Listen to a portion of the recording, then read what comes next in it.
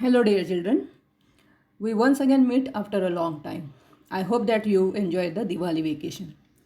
So, children, today we are going to learn a new topic that is the change the voice. Okay, change the voice. We already learned it in 8th standard, in a 9th standard. Okay, so we repeated it, we practiced it once again. So voice means what voice means प्रयोग okay. So इंग्रजीमध्ये एकच वाक्य दोन प्रकारे आपल्याला सांगता येतं किंवा लिहिता येतं, त्यालाच आपण प्रयोग असं म्हणतो. आणि म्हणून प्रयोग म्हणजे काय, तर ज्याला आपण इंग्रजीमध्ये व्हॉइस म्हणतो. सो व्हॉइस म्हणजे प्रयोग आपल्याला बदलायचा आहे. ओके, आणि म्हणून आपल्या टॉपिकचं नाव काय आहे, चेंज द व्हॉइस. म्हणजेच एका प्रयोगातून दुसऱ्या प्रयोगामध्ये आपल्याला वाक्य कन्वर्ट करायचं आहे, बदलायचं आहे. सो बदलायचं आहे याचा अर्थ म्हणजेच प्रयोग वेगवेगळे असतील. आणि म्हणून इथे मी तुम्हाला खाली दिलेलं आहे की प्रयोगाचे दोन प्रकार आहेत. ओके, सो पहिला प्रकार म्हणजे ॲक्टिव्ह व्हॉइस, ज्याला आपण कर्तरी प्रयोग असं म्हणतो, आणि दुसरा प्रकार म्हणजे पॅसिव्ह व्हॉइस, ज्याला आपण कर्मणी प्रयोग असं म्हणतो. सो सुरुवातीला आपण बघूया की ॲक्टिव्ह व्हॉइस म्हणजे काय आणि पॅसिव्ह व्हॉइस म्हणजे काय, त्याला कर्तरी प्रयोग आणि कर्मणी प्रयोग असं का म्हटलं जातं हे आपण आधी समजून घेऊया, आणि नंतर आपण वाक्य कन्वर्ट करूया. Okay, so in active voice the action passes from the subject to the object. इथे मी तुम्हाला लिहून दिलेलं आहे मुलांना तुमच्या लक्षात येण्यासाठी की in active voice the action passes from the subject to the object. की जी क्रिया जी काही आहे, ॲक्शन म्हणजे क्रिया केली जाते, ती सब्जेक्टकडून केली जाते, म्हणजे कर्त्याकडून केली जाते, आणि कोणावर केली जाते, ऑब्जेक्टवर केली जाते.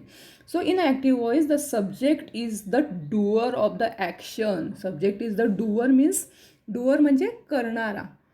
सो या वाक्यामध्ये सब्जेक्ट कर्ता हा क्रिया करणारा असतो.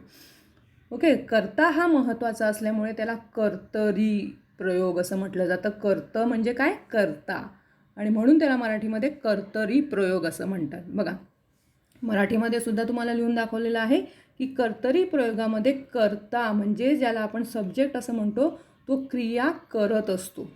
म्हणजेच कर्ता क्रिया करणारा असतो व ती क्रिया कर्मावर म्हणजे ऑब्जेक्टवर होत असते किंवा घडत असते. सो कर्ता हा महत्त्वाचा असतो आणि त्याच्याकडून क्रिया केली जाते आहे, म्हणून त्याला कर्तरी प्रयोग असं म्हटलं जातं. हेच आपण उदाहरणावरून इथे बघूया, म्हणजे तुमच्या चांगलं लक्षात येणार. इथे मी उदाहरण दिलं आहे बघा तुम्हाला, की हे कसं ॲक्टिव्ह व्हायचं उदाहरण आहे. The cat kills the mouse. Okay, so इथे द कॅट हे जे आहे हा सब्जेक्ट आहे. ओके, किल्स हे वर्ब आहे आणि द माऊस हे काय आहे, ऑब्जेक्ट आहे. ओके, सो हे वाक्य कशामध्ये आहे, सिम्पल प्रेझेंट टेन्समध्ये आहे.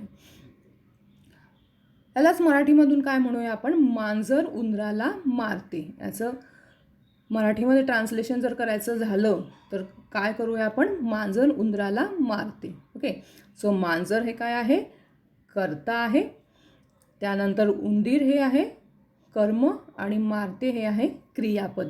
हा आहे साधा वर्तमान काळ. ओके, सो ॲक्टिव्ह व्हॉइसमधून पॅसिव्ह व्हॉइसमध्ये करत असताना, वाक्य कन्वर्ट करत असताना आपल्याला सगळ्यात महत्त्वाचं म्हणजे वाक्यात कर्ता, क्रियापद आणि कर्म ओळखता आलं पाहिजे. मी नेहमी तुम्हाला सांगत आले की क्रियापद कसं ओळखायचं आणि कर्म म्हणजे ऑब्जेक्ट कसं ओळखायचं आहे. पुन्हा एकदा इथे आपण बघूया की वाक्यातला कर्ता जो काही आहे तो तर तुम्हाला सिम्पली ओळखता येणारच आहे, कारण वाक्याची सुरुवात साधारणपणे सब्जेक्टने म्हणजे क्रिया करणाऱ्याने सुरू होते. कारण आपल्याला माहिती आहे की इंग्रजीमध्ये साधारणपणे वाक्याचं स्ट्रक्चर हे subject plus verb plus object असं असतं. त्यामुळे पहिला जो काही शब्द आहे वाक्यातील तो जनरली कर्ता असतो, ज्याला इंग्रजीमध्ये आपण सब्जेक्ट असं म्हणतो. त्यानंतर क्रियापद जे काही आहे ते म्हणजे काय, ते कसं ओळखायचं, तर जो शब्द क्रिया दाखवतो त्या शब्दाला क्रियापद असं म्हणतात, ज्याला इंग्रजीमध्ये आपण वर्ब असं म्हणतो. Okay, a word which shows an action is called a verb. Okay, की जो शब्द क्रिया दर्शवतो, ज्यातून क्रिया दाखवली जाते, means to eat, to walk, to talk, यामधून क्रिया दर्शवली जाते की नाही, खाण्याची, चालण्याची, स्पीक म्हणजे बोलण्याची, हे सगळे शब्द काय आहेत? क्रियापद आहेत, वर्ब आहेत. सो क्रियापद ओळखणं फारसं अवघड नाही आहे. ज्यातून आपल्याला ॲक्शन दिसते आहे, क्रिया दिसते आहे, तो शब्द क्रियापद असतो. सगळ्यात महत्त्वाचं म्हणजे वाक्यामध्ये तुम्हाला कर्म ओळखता आलं पाहिजे. सो कर्म म्हणजे काय? तर ज्यावर क्रिया केली जाते, ओके नाही, म्हणजेच त्याला आपण ऑब्जेक्ट असं म्हणतो, की ज्याच्यावर क्रिया केली जाते तो शब्द म्हणजे कर्म. आता कर्म कसं ओळखायचं आहे? तर क्रियापदाला व्हॉटने प्रश्न विचारल्यानंतर जे उत्तर मिळते ते काय असतं? वस्तुवाचक कर्म असतं, ओके नाही. आणि जर क्रियापदाला हुमने प्रश्न विचारल्यावर जे उत्तर मिळतं ते काय असतं? व्यक्तिवाचक कर्म असतं. सो वस्तुवाचक कर्म आणि व्यक्तिवाचक कर्म. सो कर्म ओळखणंसुद्धा फारसं अवघड नाही आहे. तुम्ही क्रियापदाला व्हॉटने प्रश्न विचारा किंवा हुमने प्रश्न विचारा, जे उत्तर येणार आहे ते तुमचं कर्म असणार आहे. आता इथे आपण व्हॉटने प्रश्न विचारून बघूया क्रियापदाला. The cat kills the mouse, okay. So प्रश्न आपण क्रियापदाला विचारायचा आहे, व्हॉट किल्स, काय मारलं? उत्तर काय येणार आपल्याला? The Mouse. परंतु इथे माऊस हे वस्तुवाचक शब्द कर्म नाही आहे, हो की नाही. सर ते व्यक्तिवाचक कर्म आहे. मग आपण हुमने सुद्धा प्रश्न विचारूया. दोन्हीने प्रश्न विचारल्यानंतर जे उत्तर येतं ते ऑब्जेक्टच असतं. सो हुम किल्स, की कोणाला मारलं गेलं? हुम म्हणजे कोणाला, ओके. तर काय उत्तर येणार? द माऊस मीन्स उंदराला मारलं गेलं. सो इथे हुमने प्रश्न विचारल्यानंतर जे उत्तर येतं ते व्यक्तिवाचक असतं. आता इथे द माऊस हे लिव्हिंग थिंग आहे, म्हणजेच त्याला आपण म्हणूया व्यक्तिवाचक कर्म. सो व्हॉटने किंवा हुमने जर आपण प्रश्न विचारल्यानंतर जे उत्तर येतं ते काय असतं? कर्म असतं. हे एवढं तुम्ही लक्षात ठेवा. सो तुम्ही वाक्यामध्ये कर्ता ओळखला, क्रियापद ओळखला आणि कर्मसुद्धा ओळखलं, ज्याला सब्जेक्ट, वर्ब आणि ऑब्जेक्ट असं आपण म्हणतो. हे ओळखणं महत्त्वाचं आहे, कारण आपल्याला ॲक्टिव्हमधून पॅसिव्ह व्हॉईसमध्ये रूपांतर करताना हे ओळखणं महत्त्वाचं आहे, कारण त्यामध्ये आपल्याला बदल करायचे असतात, ओके. सो आपण ॲक्टिव्ह व्हॉईस बघितलं की त्यामध्ये कर्ता महत्त्वाचा असतो, कर्म महत्त्वाचं नसतं, कारण कर्त्याकडून क्रिया केली जाते आणि म्हणून त्याला कर्तरी प्रयोग असं म्हटलं जातं, ओके. कर्ता महत्त्वाचा असल्यामुळे. आता आपण पॅसिव्ह व्हॉईस म्हणजे काय ते बघूया. So in a passive voice the action is done to the subject. The action is done to the subject म्हणजे काय? की सब्जेक्ट हा महत्त्वाचा नाही किंवा सब्जेक्टकडून क्रिया केली जात नाही आहे, तर त्या सब्जेक्टवरच क्रिया होत आहे किंवा त्याच्याकडून क्रिया करून घेतली जाते आहे, ओके. सो ज्याला आपण कर्मणी प्रयोग असं म्हणतो. तर साधारणपणे कर्मणी प्रयोगात कर्ता म्हणजे सब्जेक्ट हा क्रिया करत नाही, तर त्या वाक्यातील क्रिया त्या कर्त्यावर घडत असते. म्हणजे कर्ता हा निष्क्रिय असतो. निष्क्रिय म्हणजे काय? पॅसिव्ह असतो, ओके नाही. की तो स्वतःहून क्रिया करत नाही, तर क्रिया त्याच्यावरच घडत असते किंवा त्याच्याकडून करून घेतली जाते. अशा वाक्याला आपण पॅसिव्ह व्हॉईसचं वाक्य असं म्हणतो. पॅसिव्ह का म्हटलं जातं? की पॅसिव्ह म्हणजे निष्क्रिय, आणि म्हणून याला कर्मणी प्रयोग असं म्हटलं जातं किंवा त्याला पॅसिव्ह व्हॉईस असं म्हटलं जातं. आता कर्मणी प्रयोग का म्हटलं जातं? तर या ठिकाणी कर्म महत्त्वाचं असतं, कर्ता महत्त्वाचा नसतो. कारण कर्ता हा क्रिया करत नाही आहे, तर त्याच्याकडून करून घेतली जाते. बघा, दोन्हीही वाक्यांचा अर्थ एकच आहे. ॲक्टिव्ह व्हॉईस आणि पॅसिव्ह व्हॉईस ह्या दोन्हीही वाक्यांचा अर्थ एकच आहे. The cat kills the Mouse म्हणजे मांजर उंदराला मारते, आणि पॅसिव्ह व्हॉईसमध्ये वाक्य काय आहे? The Mouse is killed by the cat, म्हणजेच उंदीर मांजराकडून मारला जातो. अर्थ एकच आहे, परंतु वाक्याच्या स्ट्रक्चरमध्ये बदल आहे. आता हा बदल कसा होतो हे आपण बघूया.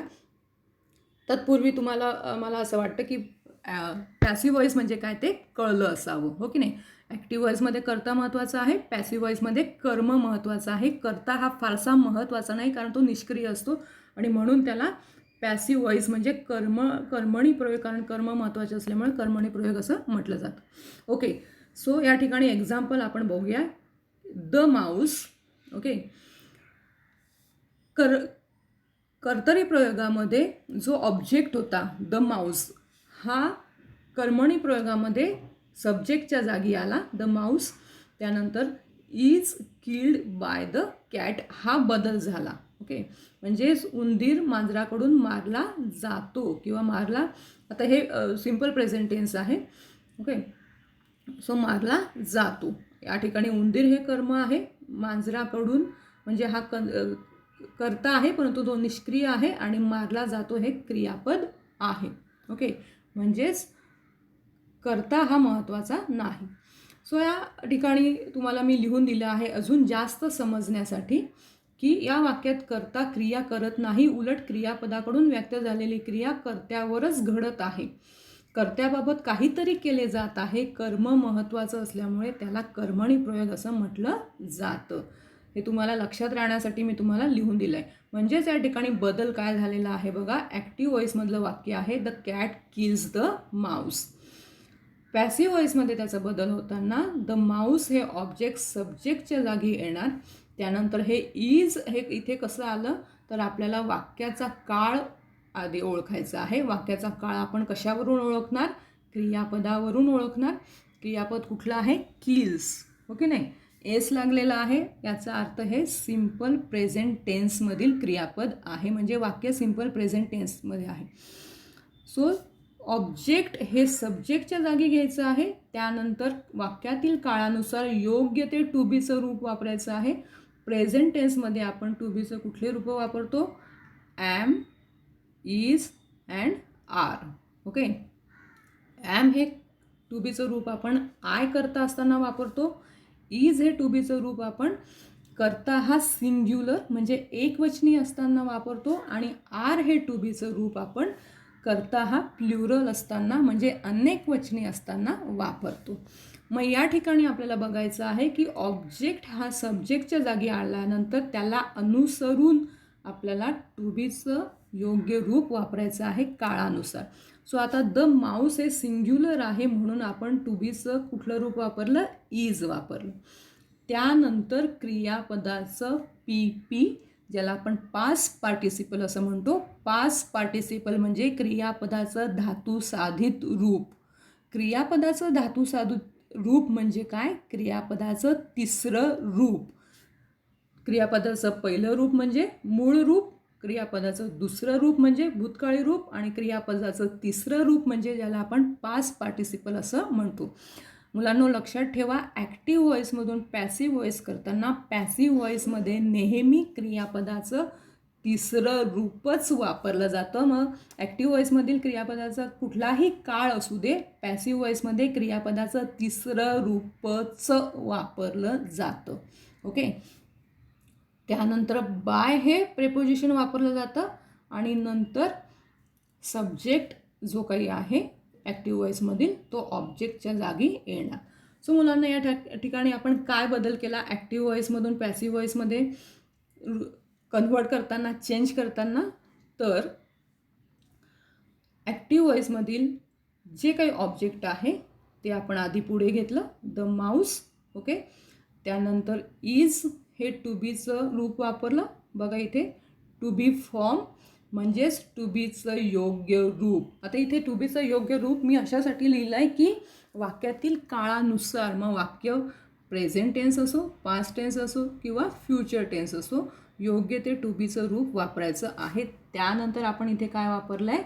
क्रियापदाचं पास्ट पार्टिसिपल ज्याला आपण म्हणतो क्रियापदाचं तिसरं रूप. त्यानंतर बाय हे प्रेपोजिशन लिहायचं आहे आणि त्यानंतर सब्जेक्ट. ओके, जो ॲक्टिव्ह व्हॉईसमधील सब्जेक्ट आहे तो, ज्याला आपण कर्ता असं म्हणतो.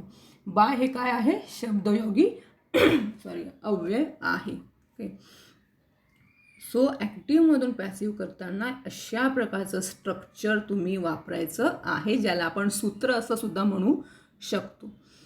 आता आपण वेगवेगळी उदाहरण घेऊन वाक्य करूया.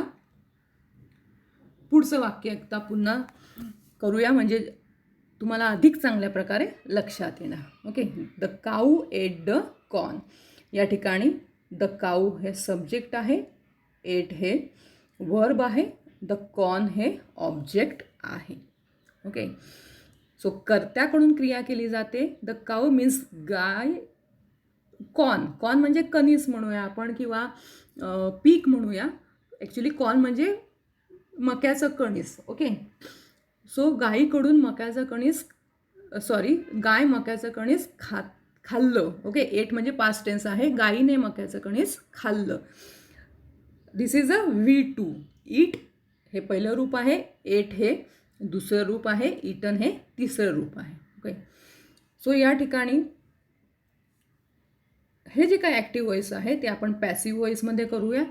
ते करत असताना आपण जे काही ऑब्जेक्ट आहे ते आपण सब्जेक्टच्या जागी घेऊया. त्यानंतर वाक्याचा काळ आपण ओळखला कशा प्रकारे, कारण वाक्य हे कसं आहे, V2 मध्ये क्रियापद आहे, म्हणजे एट हे V2 आहे, क्रियापदाचं दुसरं रूप आहे, म्हणजेच वाक्य हे साध्या भूतकाळामधलं आहे. कारण साध्या भूतकाळाचं स्ट्रक्चर असतं subject plus V2 plus object. Okay, so object हे सब्जेक्टच्या जागी घेतल्यानंतर वाक्यातील काळानुसार योग्य टू बीचं रूप वापरलं. काय वापरलं? वॉज. कारण पास्ट टेन्समध्ये टू बीचे कुठले रूप वापरतात? वॉज किंवा वर. ओके, वॉज हे सिंग्युलर असताना करता आणि वर हे करता हा प्ल्युरल असताना वापरतात. आता हा करता जो काही इथे हा ऑब्जेक्ट जेव्हा कर्त्याच्या जागी आला तेव्हा त्याला अनुसरून आपण योग्य टू बीचं रूप वापरूया. तर कॉर्न हे सिंग्युलर आहे म्हणून त्याला आपण टू बीचं रूप वॉज वापरूया. क्रियापदाचं पास्ट पार्टिसिपल ज्याला आपण तिसरं रूप म्हणतो, ईट, एट, इटन. इटन हे तिसरं रूप आहे. बाय द सब्जेक्ट जो काही आहे तो ऑब्जेक्टच्या जागी ठेवूया, the cow. Okay, so the corn was eaten by the cow. हे ॲक्टिव्ह आणि हे पॅसिव्ह. आपण ह्या सूत्रानुसार आपण ॲक्टिव्हचं पॅसिव्हमध्ये रूपांतर केलं. So I hope children that you understand the structure that change from active voice to passive voice. Okay, now let's see the another examples. See, he called her. He is a subject, call is a verb and her is a object because her वर क्रिया केली जाते आहे. So this is a active voice. याचं passive व्हॉईसमध्ये रूपांतर करताना या ठिकाणी ऑब्जेक्ट जेव्हा आपण सब्जेक्टच्या जागी घेणार आहोत तेव्हा या पुरुषवाचक सर्वनामामध्ये बदल होईल. तो म्हणजे हर हे द्वितीयची विभक्ती आहे, ती जेव्हा सब्जेक्टच्या जागी येणार तेव्हा ती प्रथमा विभक्ती होणार. हे लक्षात ठेवायचं आहे. आपण ॲक्टिव्हमधून पॅसिव्हमध्ये करताना जे ऑब्जेक्ट आहे ते जेव्हा पॅसिव्हमध्ये करताना सब्जेक्टच्या जागी घेतो तेव्हा द्वितीयची विभक्ती ही प्रथम विभक्तीमध्ये कन्व्हर्ट करायची आहे. खाली मी तुम्हाला प्रथमा विभक्ती आणि द्वितीय विभक्ती लिहून दिलेलं आहे.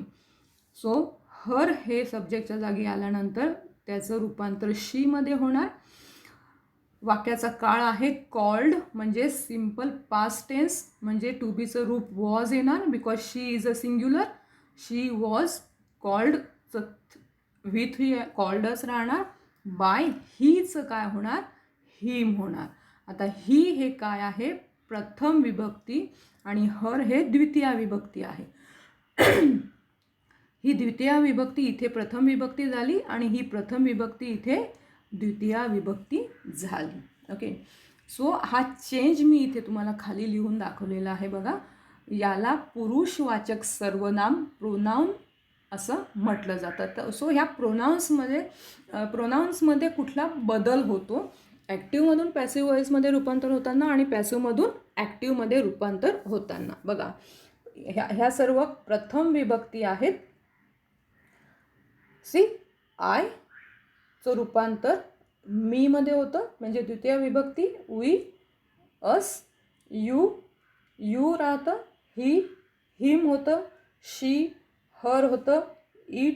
इटच राहतं आणि देचं काय होतं? देम होतं. ओके, सो प्रथमा विभक्तीमध्ये आय म्हणजे काय? मी. तर द्वितीय विभक्तीमध्ये त्याचं मीमध्ये रूपांतर होतं म्हणजे मला. वी म्हणजे आपण, आम्ही. तर त्याचं अस म्हणजे आम्हाला. ओके, यू म्हणजे तू किंवा तुम्ही. यू हे दोघांसाठी वापरलं जातं, सिंग्युलर किंवा प्ल्युरल. सिंग्युलर असेल तर तू आणि प्ल्युरल असेल तर तुम्ही. त्याचं यूज, कारण तुला आणि तुम्हाला सुद्धा आपण यूज वापरतो. प्रथमा विभक्तीमध्ये ही म्हणजे तो आणि द्वितीय विभक्तीमध्ये हिम म्हणजे त्याला. ओके. शी म्हणजे ती आणि हर म्हणजे तिला. इट म्हणजे ते, इथे सुद्धा इट म्हणजे तेच राहतं. दे म्हणजे ते, म्हणजे ती लोक, त्या मुली, ते मुलं. ओके. सो द्वितीय विभक्तीमध्ये त्याचं चेंज होणार. देम म्हणजे त्यांना, त्या लोकांना, त्या मुलींना. ओके, त्या मुलांना, अशा प्रकारे. सो या ठिकाणी अशा प्रकारे प्रथमा विभक्तीचं द्वितीय विभक्तीमध्ये रूपांतर होणार. इथे ऑब्जेक्ट जेव्हा सब्जेक्टच्या जागी घेतो तेव्हा हे द्वितीय विभक्ती आपण प्रथम विभक्तीमध्ये करणार. ओके. कारण ह्या वाक्याचा अर्थ आहे ही कॉल्ड हर, की त्याने तिला बोलवलं. Okay. So she was called by him, म्हणजे ती बोलवली गेली त्याच्याकडून. हो की नाही. आणि म्हणून इथे अशा प्रकारे आपल्याला पर्सनल प्रोनाऊनमध्ये बदल करावा लागलेला आहे. सो हे तुम्ही पाठ करायचं आहे. पुढची उदाहरणं बघूया. ही इन्सल्टेड मी. पुन्हा इथे आपण प्रथम विभक्तीचं द्वितीय विभक्तीमध्ये रूपांतर करूया. ही इन्सल्टेड मी. इन्सल्टेड ईडी लागला आहे म्हणजे सिम्पल पास्ट टेन्स आहे. सो ही हा कर्ता आहे, मी हा ऑब्जेक्ट आहे. तो जेव्हा इकडे येणार, मी सब्जेक्टच्या जागी येणार, तेव्हा मी हा द्वितीयचं विभक्ती इथे प्रथमा विभक्तीमध्ये रूपांतरित होणार. मीचं इथे काय होणार, आय होणार. कारण आपण इथे बघितलं आयचं काय झालेलं आहे, मी झालेलं आहे. ओके. मी, आय सिम्पल पास्ट टेन्स आहे म्हणून वॉज येणार. इन्सर्टेड V3 बाय हीचं काय होणार, हिम द्वितीय विभक्तीमध्ये रूपांतरित होणार. I sing a song. Okay. आता जर सब्जेक्ट, वर्ब, ऑब्जेक्ट, ऑब्जेक्टच्या जागी जर नाऊन असेल, ओके, एखाद्या मुलाचं नाव असेल, मुलीचं नाव असेल, ओके, काहीही असेल, नाऊन, ओके, नाम असेल, तर त्यामध्ये चेंज होत नाही. फक्त पर्सनल प्रोनाऊनमध्ये चेंज होतं, नाऊनमध्ये चेंज होत नाही. इथे अ सॉन्ग हे नाऊन आहे, त्यामुळे ते जेव्हा सब्जेक्टच्या जागी येणार तेव्हा ते जसंचं तसं येणार आहे. अ सॉन्गच राहणार आहे, त्यामध्ये चेंज होणार नाही. A song simple present tense आहे, कारण सिंग हे V1 आहे आणि म्हणून टू बी स्वरूप हे इज वापरलं. सिंग, सॅंग, संग. संग हे V3 आहे. बाय, आता इथे आय हे जे काही प्रथम विभक्ती आहे ते इथे येताना द्वितीय विभक्ती होणार. आयचं काय होणार, मी होणार. Okay. See the next example. They sing songs. काय बदल झाला, ऑब्जेक्टमध्ये इथे सॉन्ग आहे, इथे मी सॉंग्स केलेलं आहे, की जेणेकरून तुम्हाला प्लुरल असताना काय लिहायचं ते लक्षात येईल. ओके. सो सॉंग्स हे नाऊन आहे, ते जसंचं तसं उचलून आपण सब्जेक्टच्या जागी ठेवलं. सॉंग्स हे प्लुरल आहे म्हणून त्याला अनुसरून टू बीचं योग्य रूप कुठलं वापरलं, आर. संग हे V3 वापरलं. बाय, दे ह्या प्रथम विभक्तीचं द्वितीय विभक्ती केलं, देम केलं. ओके.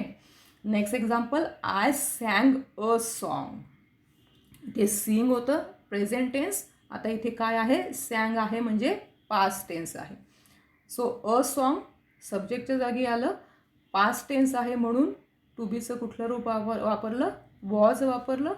V3 बाय, आयचं इथे काय झालं, मी झालं. Okay. See the next. I shall sing a song. इथे वरती आपण बघितलं सिम्पल प्रेझेंट टेन्सचं वाक्य, सिम्पल पास्ट टेन्सचं वाक्य. आता आपण सिम्पल फ्युचर टेन्सचं वाक्य बघूया. I shall sing a song. आता फ्युचर टेन्स असल्यानंतर टू बीचं कुठलं रूप वापरायचं. सो अ सॉन्ग हे सब्जेक्टच्या जागी घेतलं. वाक्याचा काळ ओळखायचा आहे. शाल संग. ओके, म्हणजे फ्युचर टेन्स आहे. कशावरून ओळखलं, फ्युचर टेन्समध्ये शल आणि विल वापरतात, म्हणजे हा सिम्पल फ्युचर टेन्स आहे. सो ऑब्जेक्ट सब्जेक्टच्या जागी आल्यानंतर त्याला अनुसरून योग्य टू बीचं रूप वापरलं फ्युचर टेन्समध्ये. फ्युचर टेन्समध्ये आपण विल आणि शल हे टू बीचं रूप वापरतो. इथे हा सॉन्ग आहे, त्याला अनुसरून आपण विल हे टू बीचं रूप वापरतो, परंतु त्याला पुन्हा इथे बी हे सुद्धा टू बीचं रूप वापरायचं आहे. मुलांना मी नेक्स्ट लेक्चरमध्ये तुम्हाला काळानुसार स्ट्रक्चर लिहून देणार आहे. ओके, आणि ते तुम्ही पाठ करायचं आहे. सो सिम्पल फ्युचर टेन्समध्ये आपल्याला फक्त टू बीचं रूप वापरायचं नाही, तर त्याबरोबर दुसरं टू बीचं रूपसुद्धा वापरायचं आहे, आणि ते म्हणजे बी. ओके, त्यानंतर V3 बाय आयचं झालं मी. Okay, next example, he called Gopal to solve the problem. आता या ठिकाणी अदर वर्ड्स पण आलेले आहे बघा. ही हा सब्जेक्ट आहे, कॉल्ड हे वर्ब आहे, गोपाल हे ऑब्जेक्ट आहे. परंतु या ठिकाणी टू सॉल्व द प्रॉब्लेम हे remaining part of the sentence पण आहे, म्हणजे वाक्यातील उर्वरित भाग ज्याला आपण म्हणूया, किंवा इतर शब्द असं सुद्धा आपण त्याला म्हणूया. मग वाक्यामध्ये असे रिमेनिंग पार्ट असेल की म्हणजे वेगळे अजून एक्स्ट्रा शब्द असतील, तर त्या शब्दांचं काय करायचं हे आपण बघूया इथे. मग आपण नेहमीप्रमाणे इथे जो ऑब्जेक्ट आहे तो सुरुवातीला घ्यायचा आहे. वाक्यातील काळानुसार टू बीचं रूप वापरायचं आहे. ओके, V3 वापरायचं आहे, आणि इथे बाय हिम लिहायचं राहिलं माझं, sorry. Okay, so Gopal was called to solve the problem by him. Okay, सब्जेक्टच्या जागी सब्जेक्ट. सो काय केलं मी, जो ऑब्जेक्ट आहे तो पुढे घेतला गोपाल, त्यानंतर टू बीचं योग्य रूप वापरलं वॉज, त्यानंतर जे काही वर्ब आहे त्याचं PP म्हणजे V3 वापरलं, त्यानंतर काय केलं, अदर वर्ड्स वापरले टू सॉल्व द प्रॉब्लेम. या ठिकाणी अदर वर्ड्स वापरायचे, त्यानंतर नेहमीप्रमाणे बाय प्लस सब्जेक्ट. इथे माझं बाय हिम लिहायचं राहिलं. ओके, सो मुलांनो हे लक्षात घ्या, तुम्ही नोटेट करताना बाय हिम इथे लिहायचं आहे.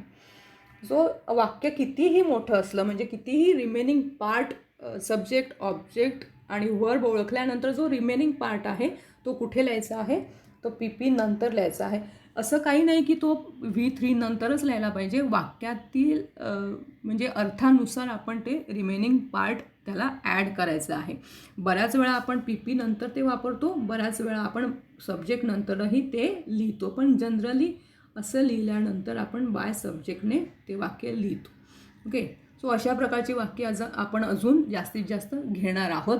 आपल्या टेक्स्टबुकमधली सगळी वाक्य आपण घेणार आहोत. ओके, चेंज द व्हॉईससाठी आपल्याला बरेच लेक्चर्स लागणार आहेत. सो अशा प्रकारे आपण मुलांना ॲक्टिव्ह व्हॉईसमधून पॅसिव्ह व्हॉईसमध्ये रूपांतर केलेलं आहे. नेक्स्ट लेक्चरमध्ये आपण काळानुसार कसे बदल होतात, मीन्स सिम्पल प्रेझेंट टेन्सपासून सुरुवात करूया, आणि त्याचं स्ट्रक्चर मी प्रत्येकाचं लिहून देणार आहे की जेणेकरून काळ ओळखल्यानंतर त्याचं कसं स्ट्रक्चर करायचं आहे, पॅसिव्ह व्हॉईसमध्ये कसं स्ट्रक्चर होतं ते तुमच्या लक्षात येईल, ते तुम्ही पाठ करायचं आहे. So children, I hope that today you understand the active voice and passive voice, and I hope that you understand the structure also, the changes also. Okay, in the next lecture we will see all the structures, so many examples of so many tenses. Okay, so still then, goodbye, see you again.